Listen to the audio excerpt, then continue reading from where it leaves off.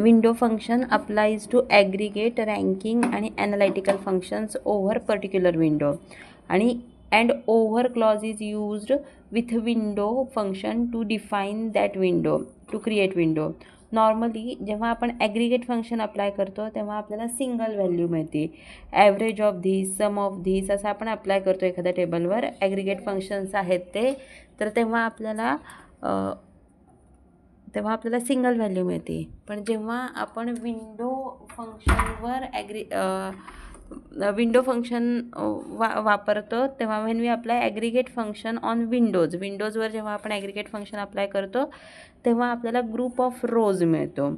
Okay, म्हणजे ह्या टेबलवर जेव्हा आपण पर्टिक्युलर विंडो सिलेक्ट करतो आणि त्याच्यावर ॲग्रिगेट फंक्शन अप्लाय करतो.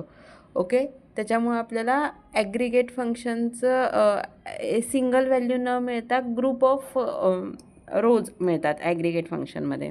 ओके, विंडो फंक्शनचे 3 टाईप्स आहेत. ॲग्रिगेट विंडो 3 डिव्हिजनमध्ये डिवाईड केलं जातं हाय लेवलला. ॲग्रिगेट, रँकिंग आणि व्हॅल्यू किंवा ॲनालिटिक. ओके, आता ॲग्रिगेट फंक्शन्स बघू. म्हणजे आता सम, ॲग्रिगेट फंक्शनमध्ये काय येतं तर सम. तर समवर विंडो फंक्शन कसं अप्लाय करतो ते बघू. आता समजा ही बिलची अमाऊंट आहे. ओके, आणि ही कॅटेगरी आहे. कॅटेगरी वाईज बघितलं तर हे ग्रॉसरीचे बिल अमाऊंट ही आहे, इलेक्ट्रॉनिक्सची बिल अमाऊंट ही आहे, फर्निचरची बिल अमाऊंट ही आहे. ओके, तर आता याचा सिंटॅक्स आपण पहिले समजून घेऊ.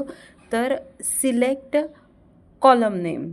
आता ह्या कॉलमचं नाव काय आहे तर सिलेक्ट. आता इथे आपण जर बघितला तर त्याच्या बाबतीत बघितलं तर काय येईल, सिलेक्ट बिल अमाऊंट. ओके, ह्या कॉलमवर आपल्याला विंडो फंक्शन अप्लाय करायचं आहे. Select bill amount. Okay, select bill amount, column name. मग फंक्शन येणार त्याच्यानंतर. Select bill amount over. त्याच्यानंतर काय येणार, ओव्हर कशाच्या, सिलेक्ट बिल अमाऊंट म्हणजे हा कॉलम सिलेक्ट केला आणि त्याच्यानंतर फंक्शन. कुठलं function, sum of bill amount. Okay, sum of bill amount over कशाच्यावर, पार्टिशन बाय कॅटेगरी. त्याच्यानंतर पार्टिशन बाय क्लॉज वापरतो आपण. पार्टिशन बाय कॅटेगरी कशाच्या ह्याच्याने पार्टिशन करा तर कॅटेगरीच्या. आणि त्याच्यानंतर ऑर्डर बाय, कॅटेगरी वाईज तुम्ही त्याला पार्टिशन केल्यावर ऑर्डर कशाने करा, ऑर्डर बाय अमाऊंटनी त्याला ऑर्डर करा. ओके, आणि ॲज अ टोटल, आणि ते टोटल म्हणून सेव्ह करा असं त्याच्यामध्ये सांगतं.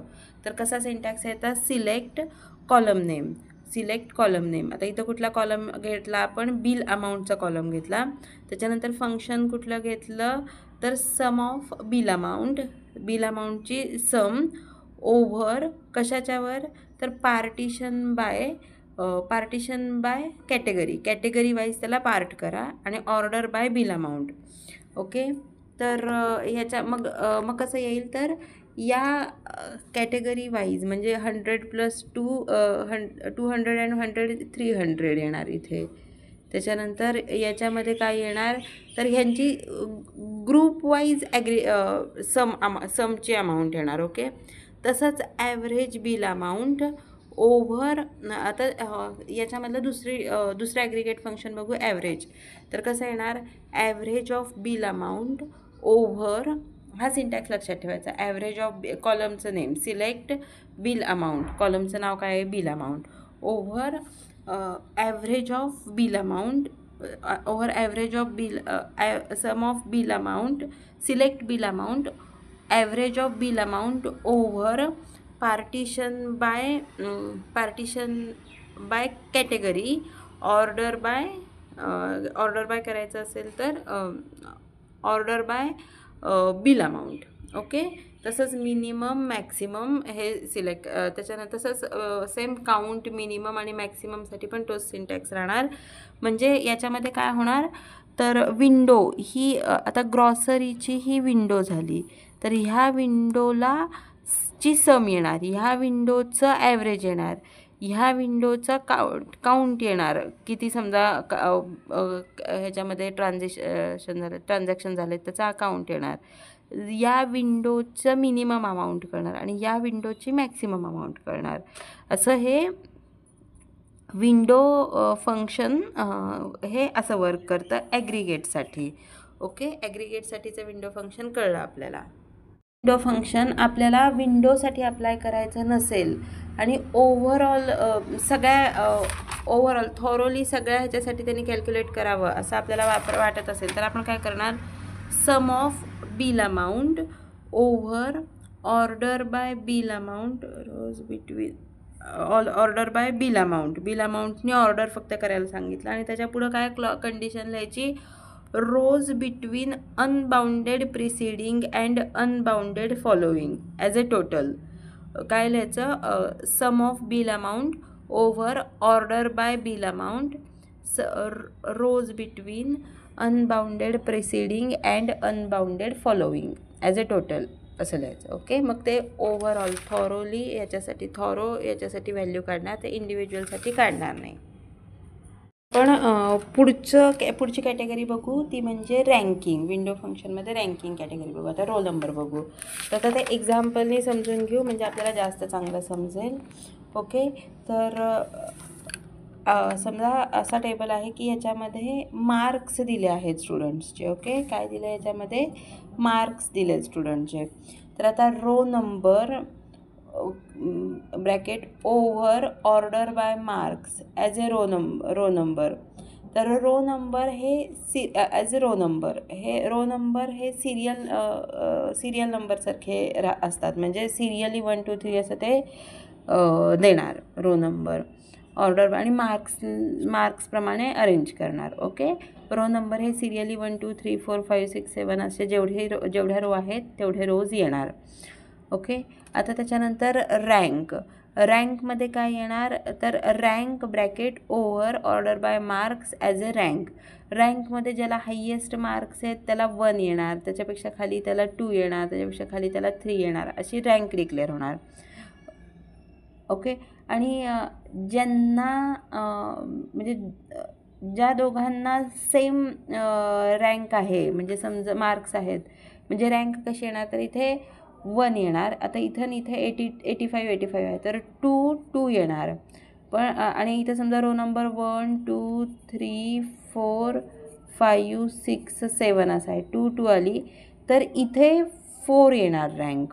ओके, इथं थर्ड नंबरला त्यांनी म्हणजे सेकंड रँक डबल वेळा झाली तर म्हणून त्यांनी थर्ड रँक स्किप करून इथं 4th रँक येणार. मग परत इथं 5 दोघांना 75 मार्क असल्यामुळे 5 रँक येणार आणि मग इथे परत 6th रँक नाही तर 7th रँक येणार. हे झालं रँक कशी डिस्ट्रीब्यूट होणार ते.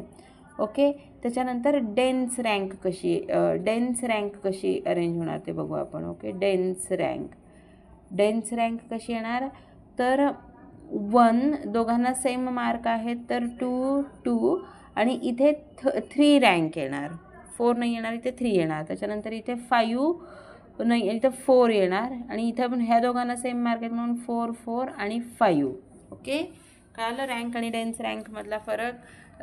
ज्या दोघांना सेम मार्क्स आहेत त्या दोघांची रँक सेमच राहणार, पण त्याच्या नेक्स्ट जी रँक असेल तर ती जेवढ्या नंबरना सेम रँक दिली तेवढ्या रँक कन्सिडर करून पुढची रँक देणार. पण इथं मात्र ते रँक सलग देत जाणार, म्हणजे इथं डेन्स रँकमध्ये कुठला नंबर स्किप होणार नाही.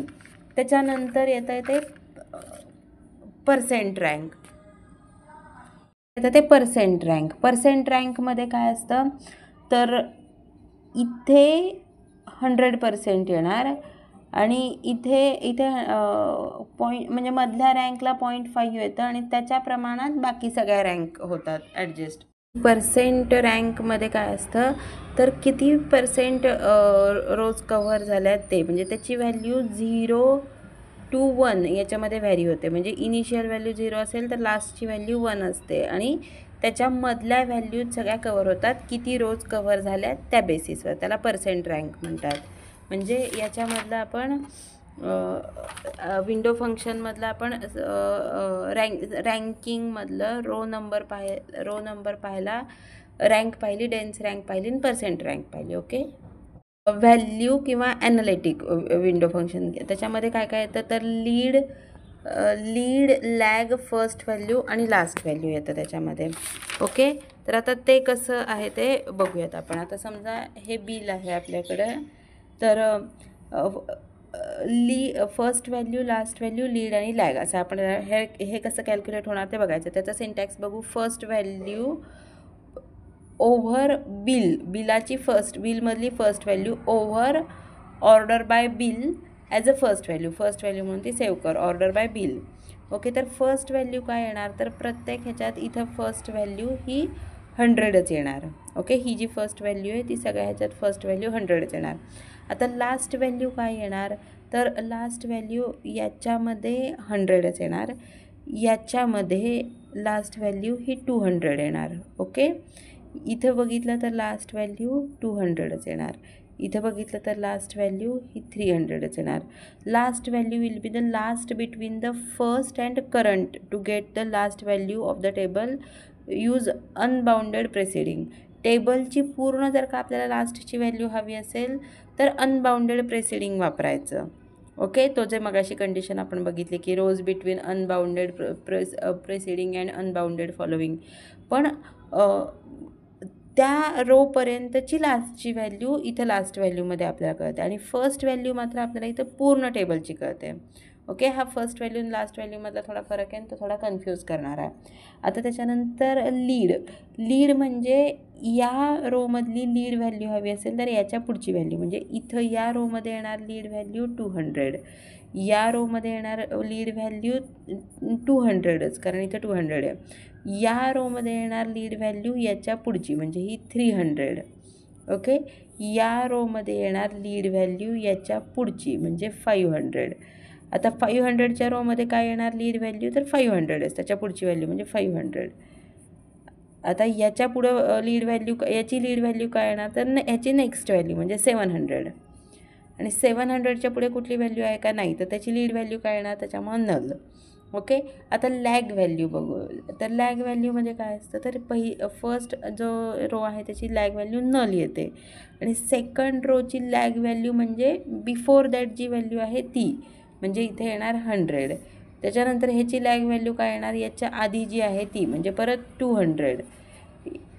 याची लॅग व्हॅल्यू काय येणार ह्याच्या आधी जी व्हॅल्यू आहे ती म्हणजे 200.